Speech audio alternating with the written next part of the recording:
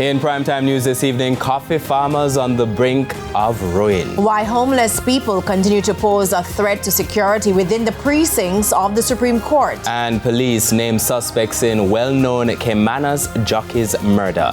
Good evening and welcome to primetime news, and a special welcome to our viewers on TVJ International in the Cayman Islands and online at onespotmedia.com. I am Archibald Gordon. And I'm Janella Precious with a preview of what's to come in business news. Here's Anthony Lugg. Thank you, Janella. Well, this evening we're talking big business. Carib Cement exported 3,000 metric tons of cement to Curacao today, and delegates from across the world flocked JPEX conference in Montego Bay. The details later on in the business day. Thanks, Log. And O'Shane Masters is here with a preview of what's coming up in primetime sports. Still the big show. Yes.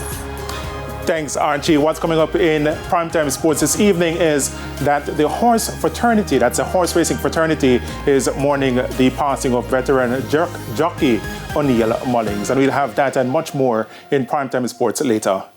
Oh, it's my turn. Yeah. Yeah.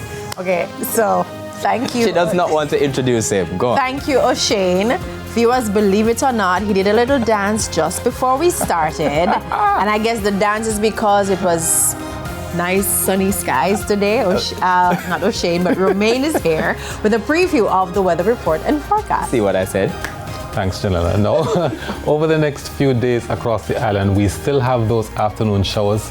But on Friday, we do still have that tropical wave. We're expecting the wettest day this week to be somewhere between Thursday and Friday. I'll tell you more in the weather report and forecast. So why was he dancing? I don't know. I was praying for rain, but no, when he gives us rain, he gives us flood rains. So you can find out what's going to happen in the weather report and forecast later on. There's also sports commentary and E-Prime in this newscast.